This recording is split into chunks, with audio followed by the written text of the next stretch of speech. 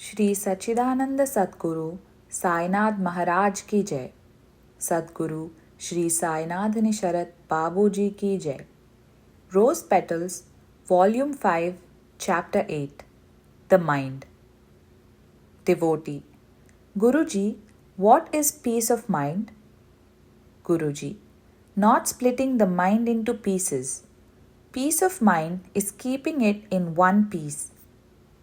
Devotee. Does that mean there are no pulls in different directions? Guruji, pulls split the mind into pieces. They don't allow it to stay in one piece. We always experience pieces of mind, and if the pieces aren't there, we have peace of mind. Devotee, what is the difference between our mind and the no mind state of a saint? Guruji, the mind which we have, they don't have. What we call mind, our deepest impressions, our understanding or misunderstanding, our appreciation or lack of appreciation, our sorrow or happiness, and all our reactions to these things, these they don't have. It is very difficult to explain. Even Ramana Maharshi said, I can't describe it to you. If great sages like Ramana can't describe it, I would be a fool to attempt it. Devotee. Guruji, I wonder what is the best way to use the mind. Guruji, can you use your mind? In order to use it, it should be in your control.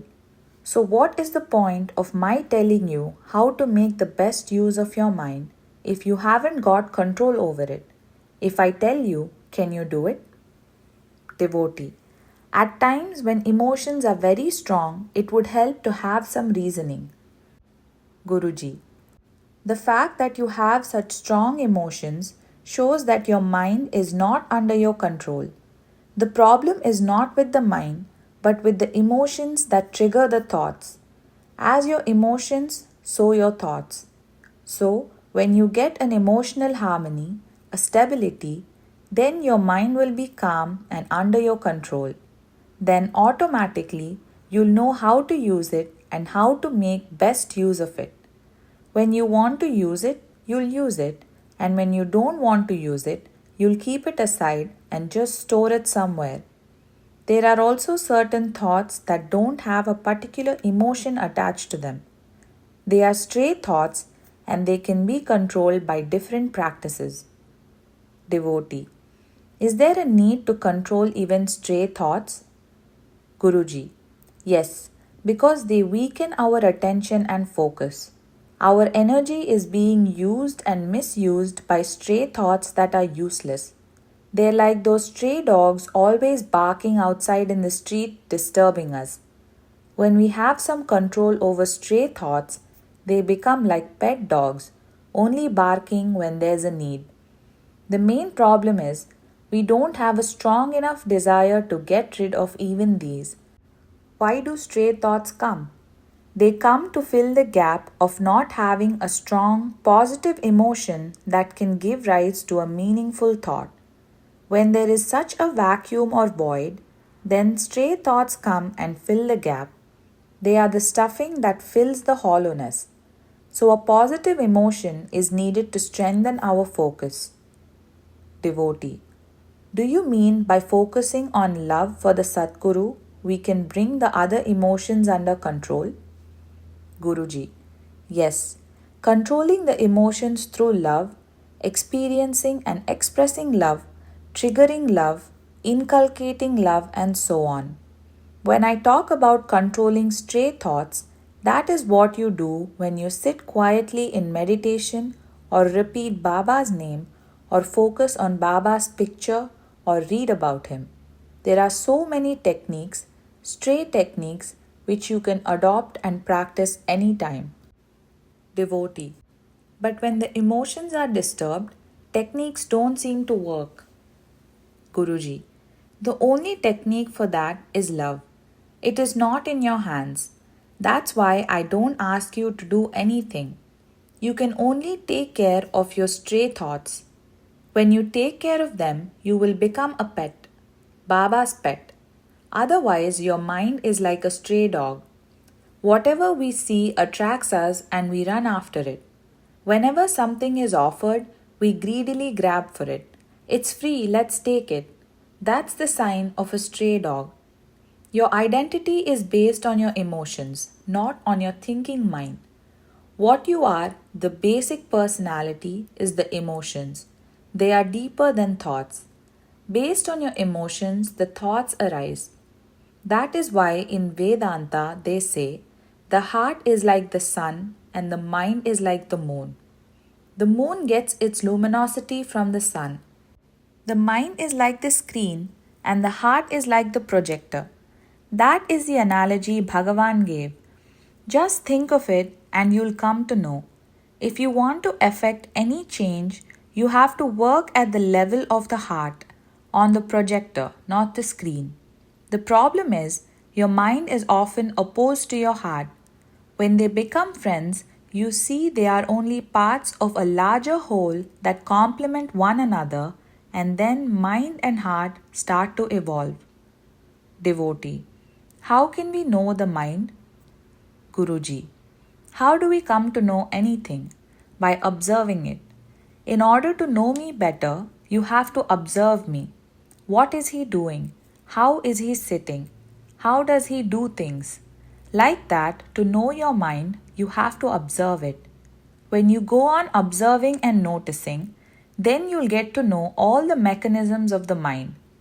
If you have a discerning eye for what is going on in your mind, you'll notice that during a particular time, only particular thoughts appear. They come in a cycle. For example, while brushing your teeth, some thoughts arise. Notice them and mark them down.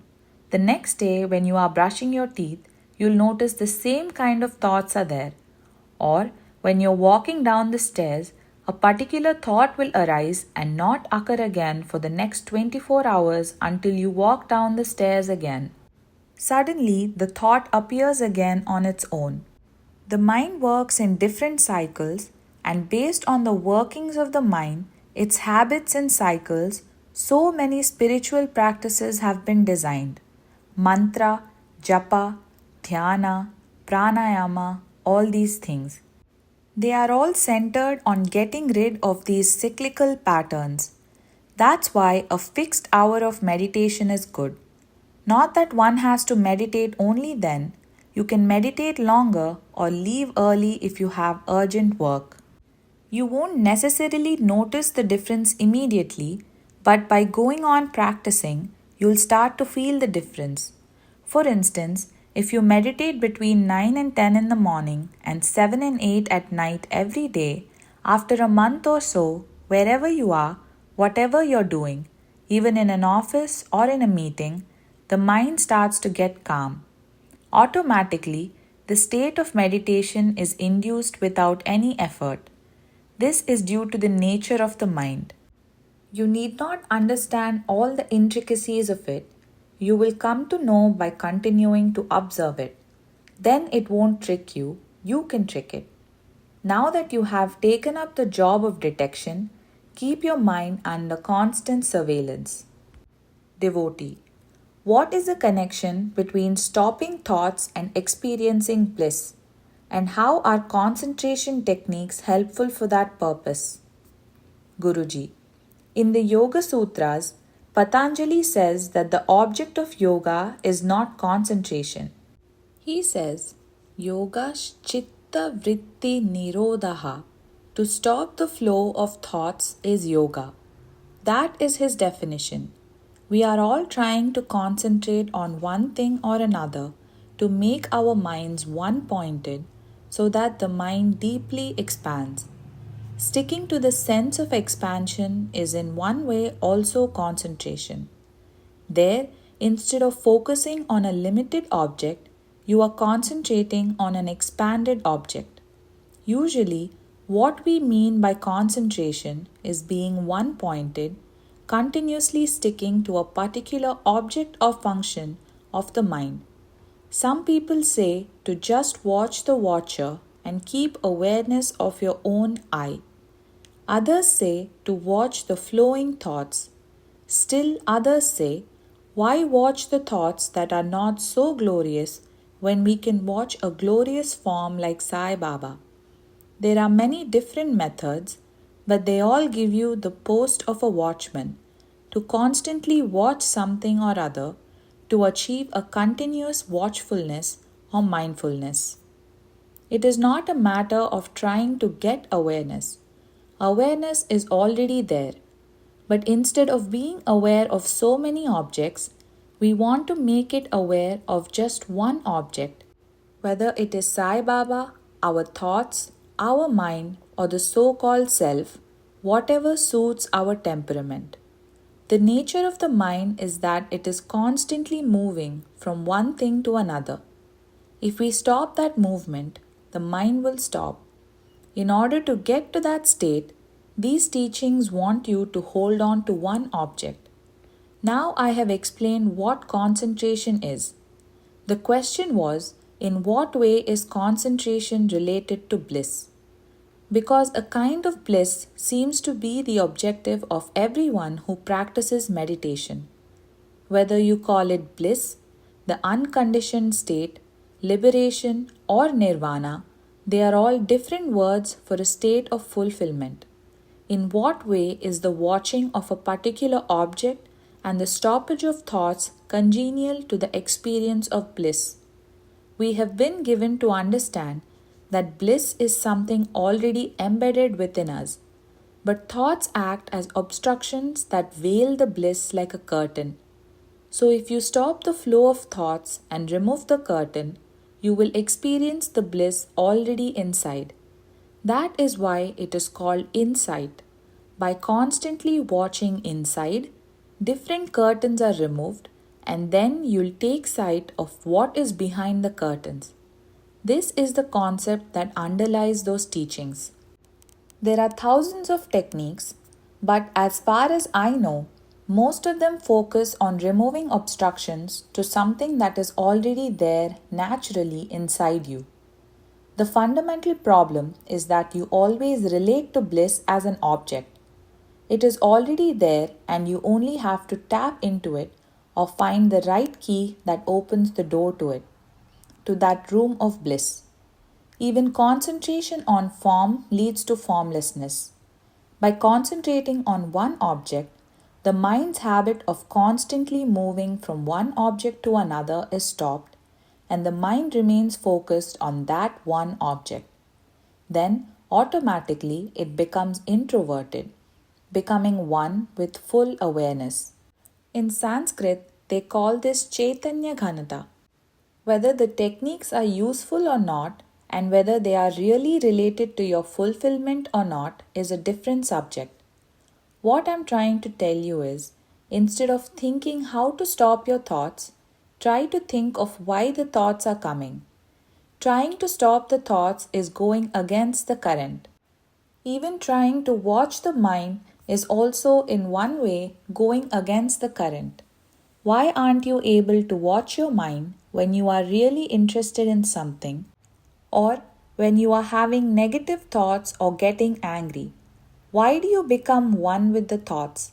For example, you have been on a retreat meditating for 3 months, watching your mind, and the moment somebody insults you, the whole matter ends there and then. You become one with the thought and get angry. What is happening here? So long as you are not interested in the content of the thoughts, you can watch them. But the moment the content is something interesting or something you need or feel strongly about, then you become one with them. You are no longer able to watch. This is the natural tendency of the mind. Of 100 thoughts, probably only 5 or 6 are really needed and relevant. But all thoughts express something within you. They are trying to catch hold of some sort of fulfillment in you. They are seeking something but failing to get it. A thought is just like a wave. It comes and goes, then vanishes. It dashes against the shore, then recedes. Again, another thought will come, meet the shore, recede, and produce another thought. Why are these thoughts coming? What is their aim and what are they about? What are they addressing? Are the thoughts really troubling you, or is it their content? Even when you are happy and blissful, in an ecstatic mood, you have thoughts. And the more you think about what gives you happiness, the happier you'll feel. Doesn't thinking about our object of love, our beloved, give us happiness? So these thoughts can help increase the bliss. If the thoughts disturb your peace of mind, if they are negative or come from a mood of unhappiness, you say, "Oh, I'm getting lots of thoughts. Let me take a sleeping pill and go to bed." Actually, the thoughts are not the problem. They are harmless, innocent. Why do you always treat them like an enemy and try to fight them? What have they done to you? Why don't you take the content of the thought as your subject of inquiry? Because that is what really matters. It's not the thought, but how you actually respond to its content.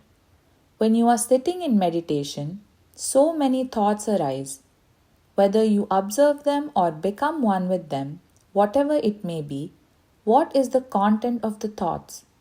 Just think about it. They reflect your emotions, your likes, your dislikes, your loves, your hates, your desires. And some simply come out of habit. Why do habits keep on repeating themselves? Because sometimes following a habit makes us happy. That's why it is so difficult for us to stop a habit. As long as the mind is not engaged in something immediate, it sticks to what is already past and ruminates on it until something new happens, whether it is happy or unhappy, praise or insult. Then automatically the previous thought stops and a new one arises. Our thoughts are another form of words, in fact.